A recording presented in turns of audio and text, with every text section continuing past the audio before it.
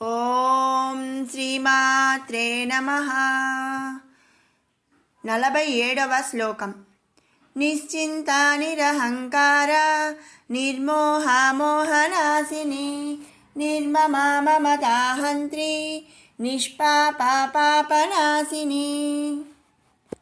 నిశ్చింత అంటే చింతరహితమైనది. చింత అంటే మన వాడుక భాషలో బాధ, వ్యధ, కష్టం అని అర్థాలన్నమాట. ఇవన్నీ అంటే ఏ బాధ కానీ కష్టము కానీ వ్యధ కానీ లేనప్పుడు వాళ్ళని నిశ్చింత అని మనం చెప్తూ ఉంటాము. అంటే జనరల్గా మనం మాట్లాడుకునేటప్పుడు ఎవరితోనైనా మాట్లాడుతున్నాం అనుకోండి, వాళ్ళకి ఏ కష్టం ఇబ్బంది లేదు, వాళ్ళు సంతోషంగా ఉంటే మనం ఏమంటాం, వాళ్ళకేమి నిశ్చింతగా ఉన్నారు అని అంటూ ఉంటాం. అంటే అంటే ఏ బాధ వ్యధ కష్టం లేని వాళ్ళని నిశ్చింత అను పదము ఉపయోగించుట సర్వసామాన్యంగా మనం చెప్తూ ఉంటాము.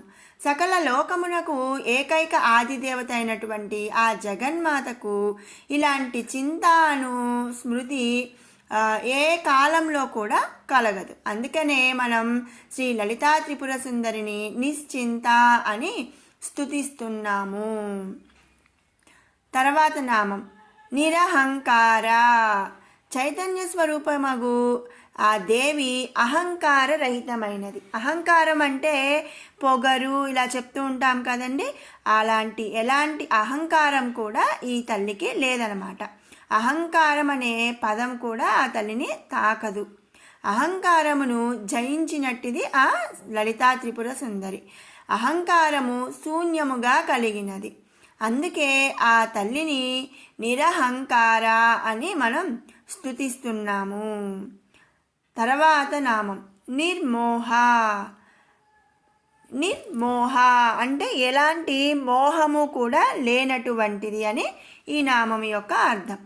లోకస్వరూపమే తనుగా కలిగిన జగన్మాత లోకములందు జరుగు కార్యములకు ఏ విధముగా చిత్త విభ్రాంతిని పొందదు. చిత్త విభ్రాంతిని జయించినటువంటిది ఆ లలితా త్రిపుర సుందరి. అందుకే ఆ తల్లిని నిర్మోహ అని మనం స్తుతిస్తున్నాము. తర్వాత నామం మోహనాశిని. మోహమును నశింపజేయునది అని ఈ నామం యొక్క అర్థం. ఇహమందు దేహమునందు గల మోహమును నశింపజేసి పరబ్రహ్మం ఒక్కటే శాశ్వతమని పరబ్రహ్మ స్వరూపమును గాంచుటయే బ్రహ్మానందమును కలిగించునని బ్రహ్మజ్ఞానమును అందించినది అని ఈ నామం యొక్క అర్థం. ఇక్కడ మోహం అంటే కోరిక లేదా ఆశ ఇలాంటివి మనం చెప్పుకోవచ్చు అన్నమాట. మనలో ఉన్న కోరికలను నశింపజేసి ఆ పరబ్రహ్మ స్వరూపమును కలిగించు బ్రహ్మజ్ఞానమును అందించినది కాబట్టి ఆ తల్లిని మోహనాశిని అని మనం స్తుతిస్తున్నాము. అంటే మీరు అనుకోవచ్చండి, అంటే కోరిక లేకపోతే ఎలా, అంటే కోరిక ఉంటే ఏమైద్ది అనే మనం అనుకోవచ్చు. కోరికలు ఉన్నప్పుడు ఆ కోరిక తీరలేదని మనం బాధపడుతూ ఉంటాము. ఆ బాధ మనకి చింతగా మారిపోతుంది. అలా కాకుండా మనం ఎలాంటి కోరికలు లేకుండా మనం ఆ తల్లిని మనం ఆశ్రయించాము అంటే మనకు కావలసినవన్నీ కూడా ఆ తల్లి అందిస్తుంది. ఆ తల్లిని గాంచుటయే బ్రహ్మానందము కలిగించుతుంది. అందుకే ఆ తల్లి మోహనాశిని అని స్తుతించబడుతుంది. తర్వాత నామం నిర్మమ. ఈ బ్రహ్మాండమునందు సకలము తానయ్యున్న ఆ దేవికి దేని యందు కూడా మమకారం ఉండదు. అందుకే ఆ తల్లిని నిర్మమ అని స్తుతిస్తున్నాము. మమతాహంత్రి. మమకార రహితురాలైనటువంటి ఆ జగన్మాత తన భక్తుల మనసునందు కల మమకారమును, నాది అన్న భావమును కూడా హరించి వేస్తుంది. అది ఏంటంటే ఇప్పుడు మనం చూస్తూ ఉంటాం కదండి, ఇది నాది, నా వాళ్ళు, నా మనిషి లేదా ఇది నాకే సొంతం అని మనం ప్రతి వస్తువు మీద ప్రతి మనిషి మీద కూడా మమకారాన్ని మనం పెంచుకుంటాము.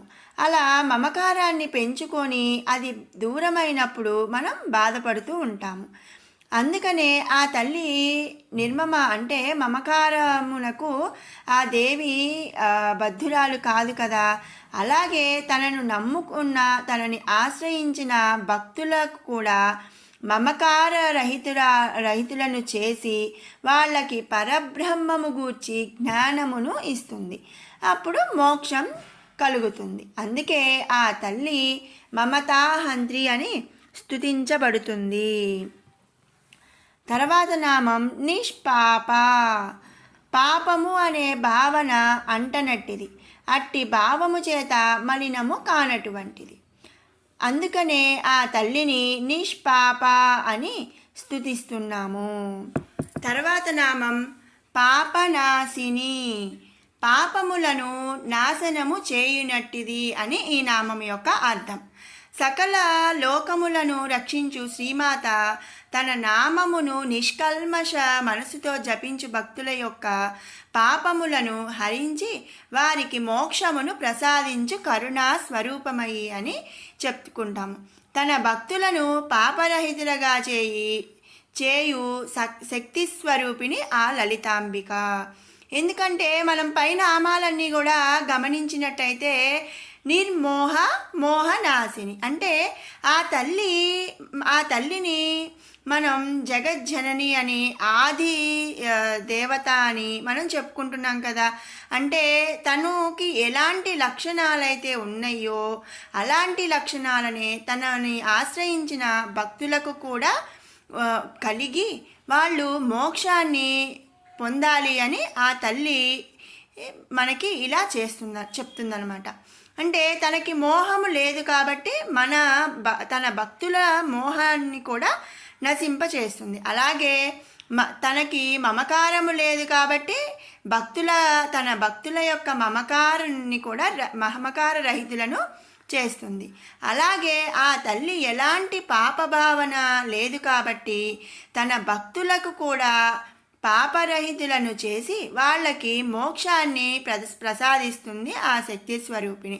అందుకే ఆ తల్లిని పాపనాశిని అని స్తుతిస్తున్నాము. 48వ శ్లోకం. నిష్క్రోధ క్రోధ శమని నిర్లోభాలోభనాశిని నిస్సంశయ సంశయగ్ని నిర్భవా భవనాశిని. నిష్క్రోధ అంటే క్రోధము, కోపము. నిష్క్రోధ అంటే క్రోధము లేనటువంటిది, నిరాకార స్వరూపరాలు. ఈ బ్రహ్మాండం అంతటా వ్యాపించి ఉన్నట్టి ఆ దేవి కోపమును కూడా జయించినట్టిది. ఎందుచేతనగా శ్రీమాత ద్వేషింపతగినది ఏది ఆ జగత్తునందు లేదు. అలాంటప్పుడు మనం దేనిని ద్వేషించలే వస్తువులు కానీ మనుషులు కానీ లేనప్పుడు వాళ్ళకి దేని మీద కూడా కోపం అనేది రాదు. అంతే కదా. మనం ఎవరినైనా ఇష్టపడకపోతే లేదా ఎవరినైనా మనం ద్వేషిస్తున్నప్పుడు వాళ్ళ మీద మనకి కోపం అనేది వస్తూ ఉంటుంది. అలాంటి ఏది కూడా ఆ తల్లికి ఈ జగత్తులో లేదనమాట. అందుకనే ఆ తల్లి నిష్క్రోధ అని స్తుతించబడుతుంది. తర్వాత నామం క్రోధశమని అంటే క్రోధమును శమింపజేయునటువంటిది. తనను ఆశ్రయించిన భక్తుల యందు కల క్రోధమును కూడా ఆ తల్లి శమింపజేస్తుంది, అంటే నశింపచేస్తుంది అని ఈ నామము యొక్క అర్థము. అందుకనే ఆ తల్లిని క్రోధశమని అని స్తుతిస్తున్నాము. తర్వాత నామం నిర్లోభ. లోభగుణము లేనటువంటిది. ఈ జగత్తుకు మూలాధారమే ఆ శ్రీమాత. ఆ శ్రీమాతకు ఈ దేనియందు కూడా ఆసక్తి లేక ఉండును. తన భక్తులకు వరదాయిని అయి కామితములను కురిపించు సుగుణము కలిగి ఉన్నది. అంటే ఎలాంటి వస్తువు మీద కానీ మనిషి మీద కానీ ఆ తల్లికి ఆసక్తి లేదనమాట. అందుకనే ఆ తల్లి నిర్లోభ అని స్తుతించబడుతుంది. తర్వాత నామం లోభనాశిని. నిర్లోభ అయినటువంటి ఆ దేవి తనను ఆశ్రయించిన భక్తుల యందు కల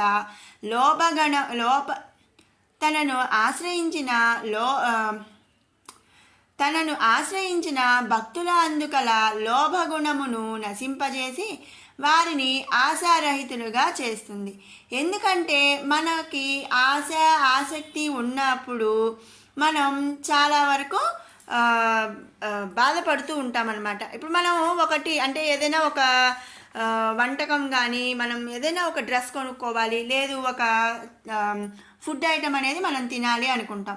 కానీ అది మనం ఆ రోజు తినలేకపోయామనుకోండి, మనం దాని మీద ఆశపడ్డాము, అది మనకి లభించినప్పుడు మనకి ఏం జరుగుతుంది అంటే మనకి బాధ అనేది కలుగుతుంది. ఆ బాధ కలగకుండా అంటే మనకి ఎలాంటి దేని మీద కూడా మనకి ఆశ లేదనుకోండి, మనం ఆశారహితులుగా ఉన్నామనుకోండి, మనకి అది లభించకపోయినా మనం బాధ అనేది పడమన్నమాట. మనకి ఏది అంటే ఆ తల్లి ఏది మంచిది అని అనిపిస్తే అదే మనకి ఆ తల్లి ఇస్తుంది. అందుకనే ఆ తల్లిని లోభనాశిని అని మనం స్తుతిస్తున్నాము. తర్వాత నామం నిస్సంశయ, సంశయములు లేనట్టిది. ఈ బ్రహ్మాండమునందు పరబ్రహ్మ స్వరూపమగు శ్రీమాత సంశయారహితురాలు. అంటే ఎలాంటి సంశయములకు ఆమె అందు తావు లేదనమాట. సర్వ సంశయములకు మూలము ఆమెను అని ఆమెకు తెలుస్తుంది. అందుకే నిస్సంశయగా ఆ దేవి వెలుగొందుచున్నది. అందుకనే ఆ తల్లిని మనం నిస్సంశయ అని మనం స్తుతిస్తున్నాము. తర్వాత నామం సంశయగ్ని, సంశయములను హరించునది. అంటే తనను ఆశ్రయించిన భక్తుల సంశయాలను కూడా ఆ తల్లి హరించి వాళ్ళని నిస్సంశయంగా ఉండేలాగా చేస్తుందన్నమాట. సర్వ సంశయములకు మూలములు ఎరిగిన అంటే తెలిసిన తనని ధ్యానించు భక్తుల మనసునందు కలుగు సంశయములు. అంటే ఇక్కడ సంశయము అంటే అనుమానం అని అర్థం అన్నమాట.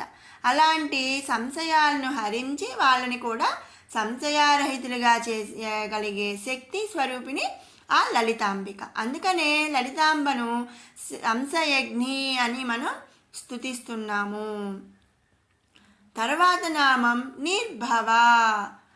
నిర్భవ, భవ అంటే పుట్టటం, నిర్భవ అంటే పుట్టుక లేనటువంటిది, ఆవిర్భవము లేనటువంటిది, అది ఆది అనే మూలము లేనటువంటిది అని ఈ నామం యొక్క అర్థం అన్నమాట. ఈ బ్రహ్మాండమునకు మూలమే తానైనటువంటి శ్రీమాతకు పుట్టుక అనే భావమును లేదు. ఎందుకంటే తనే మూలము కదండి, మొదలు ఆమె కన్నా ముందు ఎవరు లేరు కాబట్టి తనకి మూలముగా అంటే ఆ పుట్టుక అనేది లేదు అని ఈ నామం యొక్క అర్థం. అందుకే ఆ తల్లిని నిర్భవ అని మనం స్తుతిస్తున్నాము. తర్వాత నామం భవనాశిని. సంసారమనడి మాయ నుండి తనను ఆశ్రయించిన భక్తులను తప్పించి రక్షింపునది. ఆ మాయనందు ఉండునటువంటి సకల భావనల నుండి తప్పించి వారికి మోక్ష మార్గమును ప్రసాదిస్తుంది అని ఈ నామం యొక్క అర్థం అన్నమాట. అంటే ఒకసారి మోక్షము కలిగిన తర్వాత వాళ్ళకి మరుజన్మ అనేది ఉండదు అని మనందరికీ తెలిసిన విషయమే. ఈ సంసార సాగరంలో కొట్టుమిట్టాడే భక్తులు తనని ఆశ్రయించినట్లయితే కనుక వాళ్ళకి మోక్షాన్ని కలిగించి పుట్టుక అనేది లేకుండా చేస్తుంది అని ఈ నామం యొక్క అర్థం. అందుకే ఆ తల్లిని భవనాశిని అని స్తుతిస్తున్నాము. ఇప్పుడు 47, 48 శ్లోకాల అర్థాలను తెలుసుకున్నాము కదా. 45, 46, 47, 48 శ్లోకాలను 2 సార్లు పారాయణ చేద్దాం. ఓం ధ్యానం అరుణాం కరుణాతరంగితాక్షీం అరుణాం కరుణాతరంగితాక్షీం ధృతపాశాంకుశపుష్పబాణచాపాం అణిమాధిభిరావృతాం మయూకైః అహమిత్యేవ విభావయే భవానీం ధ్యాయేత్ పద్మాసనస్తాం వికసితవదనాం పద్మపత్రాయతాక్షీం हेमाभां पीतवस्त्रां करकलितलसद्धेमपद्मां वराङ्गीं सर्वालङ्कारयुक्तां सततमभयदां भक्तनम्रां भवानीं श्रीविद्यां शान्तमूर्तिं सकलसुरनुतां सर्वसम्पत्प्रदात्रीं सकुङ्कुमविलेपनामलिकचुम्बिकस्तूरिकां समन्दहसितेक्षणां ससरचापपाशाङ्कुशाम् अशेषजनमोहिनी मरुणमाल्यभूषोज्ज्वलां जपाकुसुमभासुरां जपविधौ స్మరేదంబికాం. 45 నుంచి 48 శ్లోకాల వరకు ఇప్పుడు 2 సార్లు పారాయణ చేద్దాం. నిత్యముక్త నిర్వికార నిష్ప్రపంచ నిరాశ్రయ నిత్యశుద్ధ నిత్యబుద్ధ నిరవద్య నిరంతర నిష్కారణ నిష్కలంక నిరుపాధిర్నిరీశ్వర నిరాగారాగమతని నిర్మదామదనాశిని నిశ్చింతా నిరహంకార నిర్మోహామోహనాశిని నిర్మమామమతాహంత్రి నిష్పాపాపాపనాశిని నిష్క్రోధా క్రోధశమని నిర్లోభాలోభనాశిని నిస్సంశయా సంశయగ్ని నిర్భవా భవనాశిని. మరొక మారు పారాయణ చేద్దాము. నిత్యముక్త నిర్వికార నిష్ప్రపంచ నిరాశ్రయ నిత్యశుద్ధ నిత్యబుద్ధ నిరవద్య నిరంతర నిష్కారణ నిష్కలంక నిరుపాధిర్నిరీశ్వర నిరాగారాగమతని నిర్మదామదనాశిని నిశ్చింతా నిరహంకార నిర్మోహామోహనాశిని నిర్మమామమతాహంత్రి నిష్పాపాపాపనాశిని నిష్క్రోధా క్రోధశమని నిర్లోభాలోభనాశిని నిస్సంశయా సంశయగ్ని నిర్భవా భవనాశిని. ఓం శ్రీమాత్రే నమః.